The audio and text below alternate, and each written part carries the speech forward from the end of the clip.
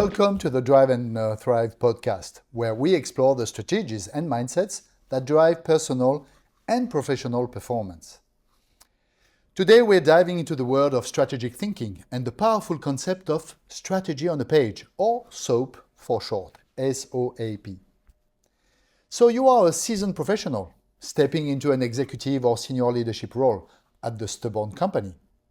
Then for you, it's essential to grasp the essence of your company's strategy very quickly, as we discussed in episode 4, which we devoted to the first 90 days of your tenure. The S.O.A.P framework provides a concise and clear way to encapsulate the strategic directions of your organization, but also to articulate and convey your own strategy at your team or domain level. Let's come back to the concept of strategic thinking because it's got a really rich history with roots tracing back to the military realm. Chinese General Sun Tzu wrote The Art of War in the 5th century before Christ. It is one of the earliest and most influential treatises on military strategy. It's laid the foundations for strategic principles that have stood the test of times. As societies evolved and commerce grew, strategic thinking found its way to the business world. And in the late 19th and early 20th century, business leaders began to recognize the importance of strategic planning in navigating the increasing complex and competitive marketplace. We'll have to wait for the 60s, though, and the 70s to see renowned academics and consultants like Michael Porter and Bruce Anderson to further develop and popularize business strategy frameworks. Michael Porter's 5 Forces model and Anderson's BCG matrix became staples in the strategic toolkits of companies worldwide. Today, strategic thinking is an essential skill for leaders across industries. It involves anticipating trends, making informed decisions, and aligning resources to achieve long-term goals. While the battlefield may have shifted from the military terrain to the boardroom, the core principles of strategy remain as relevant as ever in the quest for success. At its core, strategy aims to resolve problems, generate advantages, and mitigate threats. In the corporate context, a well-crafted strategy optimizes resources, maximizes outcomes, and enables adaptability in the face of uncertainty. Now let's break down the anatomy of a S.O.A.P. It consists of 3 main tiers. Let's dive into the first tier of the S.O.A.P framework, the top tier. It's called the mission, vision, value, and posture tier, or MVVP for short. This is a tier that sets the foundation for your entire strategy, providing a clear sense of purpose, direction, and identity. At the top of the MVVP tier is the mission statement. This is a concise declaration for your company, right, about its core purpose, the reason for its mere existence. Usually, a well-crafted mission statement answers the fundamental question: why do we do what we do? It should be inspiring, enduring, and easily understood by all stakeholders. For example, Microsoft's mission statement is to empower every person and every organization on the planet to achieve more. This statement clearly articulates the company's purpose and the impact it seeks to make in the world. So that's the mission statement. Next, under, we have the core values. And these would be the guiding principles that shape your company's culture, the decisions it's making, and its actions in general.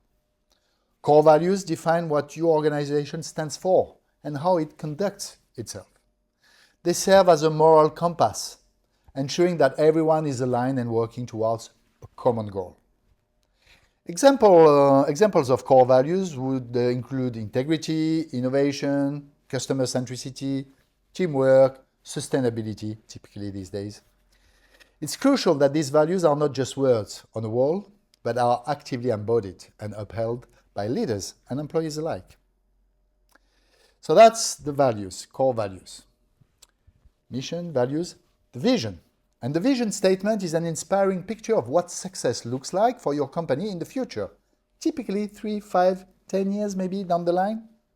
It must be ambitious, aspirational, and must paint a vivid image of the desired future state.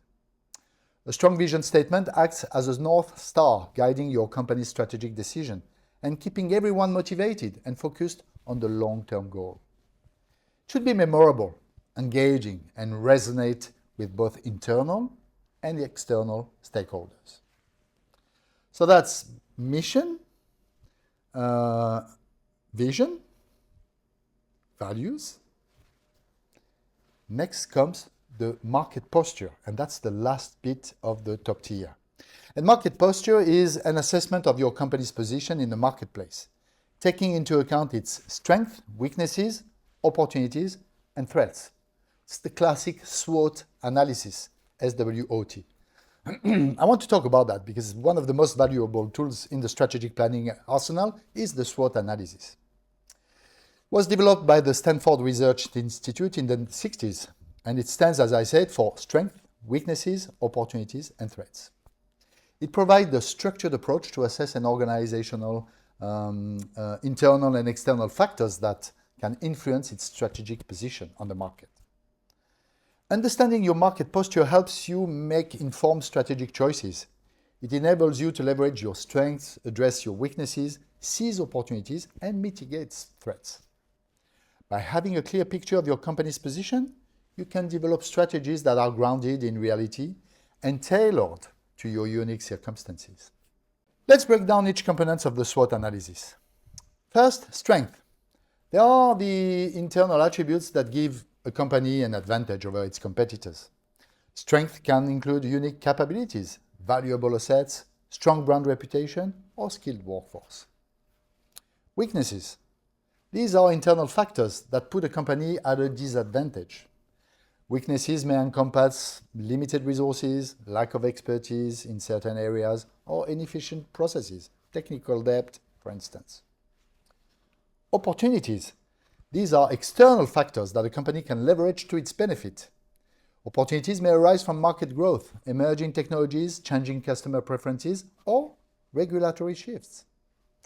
And finally, threats. Again, external factors that could negatively impact a company's performance. Threats can include intensifying competition, economic downturns, supply chain disruptions, or technological obsolescence. So if you carry out a proper SWOT analysis, your company can gain a comprehensive understanding of its strategic position. It will help your leaders identify areas where they can capitalize on strength, address weaknesses, seize opportunities, and, again, mitigate threats. The insights from a SWOT analysis form the foundation for crafting a robust strategy. They inform the development of strategic objectives, the resource allocation decisions, and the prioritization of initiatives that we will find in Tier 3. So by aligning the company's strategy with its SWOT profile, leaders can position their organizations for long-term success in the face of an ever-changing market dynamics. Okay? So that's for Tier 1, right? And I want to conclude on this MVVP tier, or level 1 of the S.O.A.P framework, which provides solid foundations for your strategy. It articulates your company's purpose, values, aspirations, and market realities. With clarity on these elements, you can ensure that your strategy is aligned with your company's core identity and positioned for success. Okay? So that's Tier 1. Let's move to the second tier, the strategic focus areas and the goals of the company. They are often represented through what we call the OKR methodology. We'll come back to that. So at the top of this tier sits the grand strategy statement. And this should be a concise articulation of what your company needs to do to support its vision, while leveraging the strength, mitigating the weaknesses, seizing the opportunities, and countering threats identified in the SWOT analysis. Right? Grand strategy statement serves as a bridge between the high-level MVVP and the more actionable elements of the S.O.A.P. Okay? And these elements include, first, strategic pillars or priorities. These are the key themes or focus areas that form the backbone of your strategy. They represent the most critical domains in which your strategy must excel to achieve its vision. Typically, I would say that companies identify 3 to 6 strategic pillars, and they would be centered around themes like operational excellence, customer intimacy, innovation, market expansion, these kind of general themes. The pillars should be distinct yet interconnected and collectively supporting the grand strategy statement, right, from the ground up. So within each strategic pillar, you will define a number of SMART objectives. And SMART here is an acronym that stands for specific, measurable, achievable, relevant, and time-bound. Okay? I repeat, SMART objective, they should be specific, measurable, achievable, relevant, and time-bound. And these objectives are the concrete goals you aim to achieve in each focus area over a defined period, typically 12 months, sometimes more, up to 2 years. And for example, if innovation is one of your strategic pillars, a SMART objective could be launch 3 new products in a market segment by the end of the fiscal year. And as you can see, this objective is really smart because it's specific, 3 new products. It's measurable, the number of products launched. It's achievable based on the available resources and capabilities in the company. It's relevant because it's aligned with the innovation pillar. And it's time-bound because we want to achieve that by the end of the fiscal year. Okay? So that's an example of a SMART objective. Attached to the SMART objectives are key results. And these are the quantitative outcomes that indicate progress towards the objective. Key results are typically set on a shorter timeline, such as a quarterly or monthly, allowing for regular tracking and adjustment, right, if circumstances change. So continuing with the innovation example, a key result for the SMART objective could include conduct a market research and identify 3 high potential product ideas by the end of Q1, complete product design and prototyping for 2 selected ideas by the end of Q2, achieve successful product launch and reach 10,000 units sold for at least 1 product by the end of Q4. Right? So we, as you can see, we went from our objective and we derived key results, which have been 12-month objective and quarterly key result in line with the objective. Okay? Just an example. We'll come back to that, but by defining key results, you break down the SMART objectives into manageable milestones. And this enables you to monitor progress, identify obstacles, and course correct as needed as your strategy unfolds. Okay? So that's for the tier 2, right? The strategic focus areas and the goals tier, or the level 2 of the S.O.A.P framework, which translates the high-level MVVP statements into actionable objectives and measurable results. Okay? And by aligning your strategy around key pillars, setting SMART objectives, and defining for each of them key results, you create a clear roadmap for execution, which is the next step, right? It takes us to the tier 3 of this S.O.A.P framework, right? The enterprise architecture and resource planning. So in this third tier, we ensure that our organization has the necessary capabilities, structure, and resources to execute our strategy effectively. The first element, of course, is money, budget allocation, making sure that we identify the available operational expenditure, OPEX, as we call it, and capital expenditure, the CAPEX budgets that we will be required to fund our strategic initiatives. Okay? So by aligning our financial resources with our strategic priorities, we will ensure that the company can invest in the areas that matter most. So that's budget. Then we have the capability inventory. And this is really an assessment of the organization's strengths and weaknesses in terms of people, processes, and technology. People, processes, technology. By understanding our current capabilities, we identify gaps that need to be addressed to support the strategy. For example, if our strategy is heavily relies on digital transformation, we may need to assess our IT infrastructure, our digital skills within our workforce, and our data management processes, typically. Okay? So this inventory helps determine where to invest in capability development or in acquisition. Okay? Capability inventory.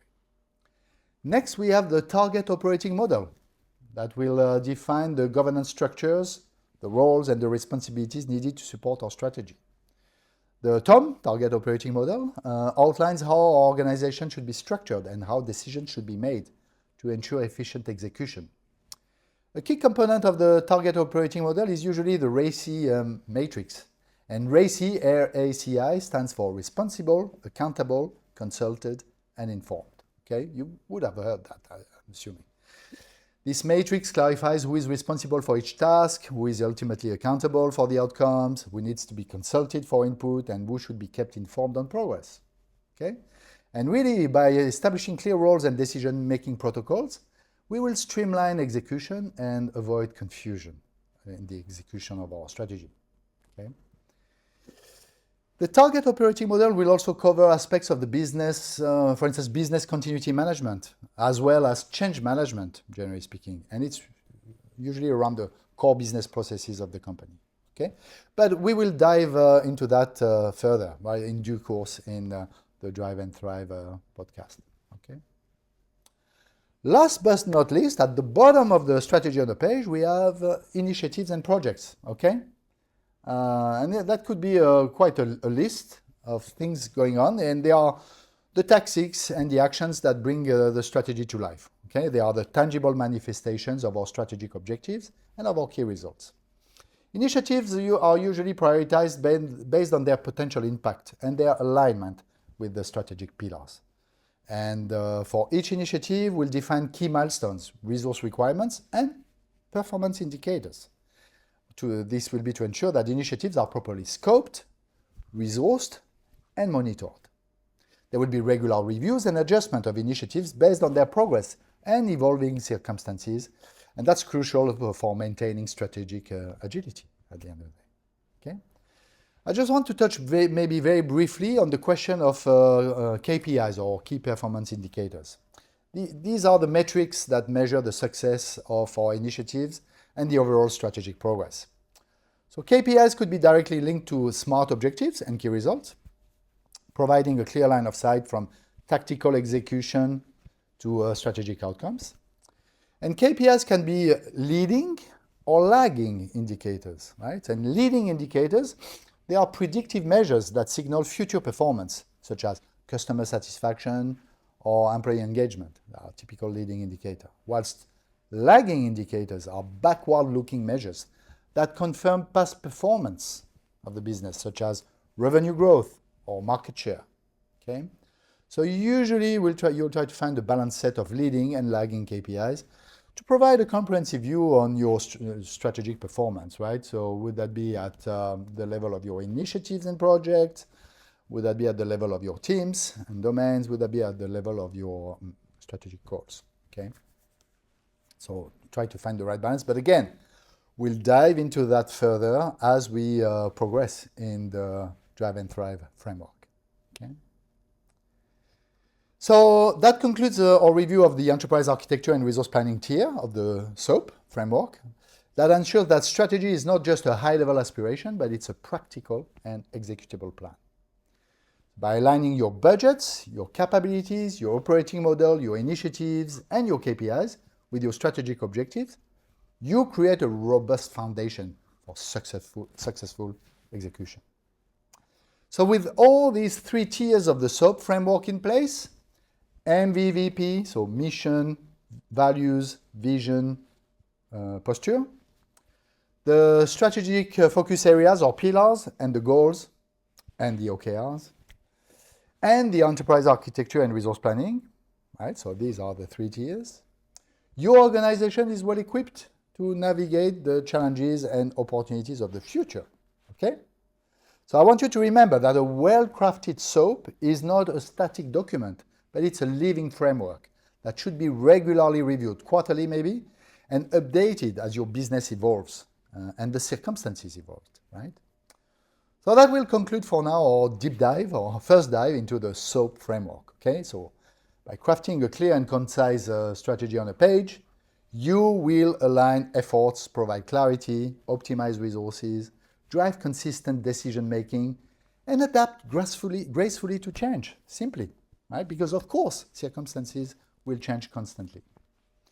It's really a very powerful tool for any leader, right? Not just CEOs, but any leader, including a team leader like you.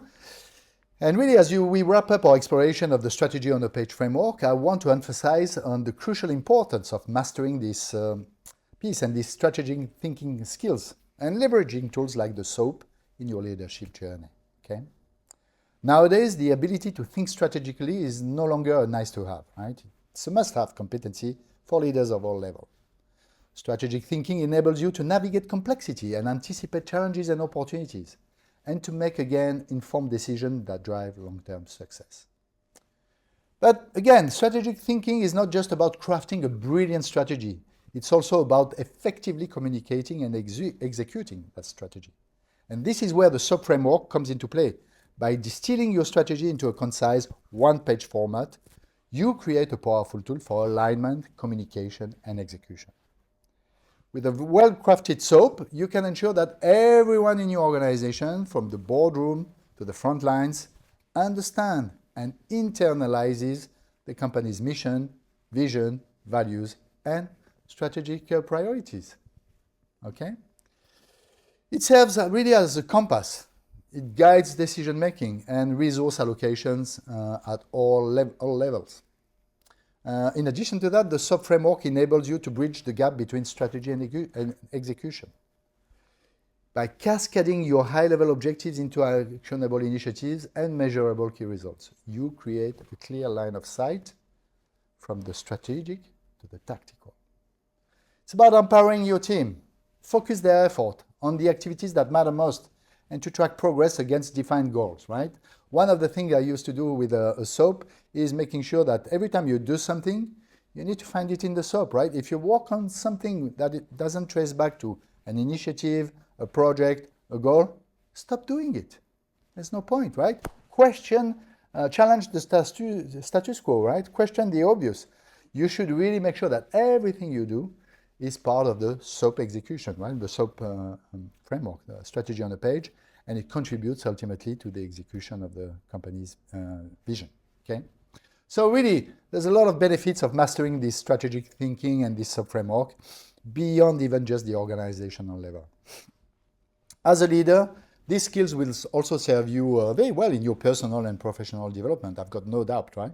They will enable you to chart your own career path and to make better decisions for yourself in your life and to adapt to new challenges and opportunities with agility and resilience. So I cannot encourage you more to invest time and effort into honing your strategic thinking skills and adopting the S.O.A.P framework, okay?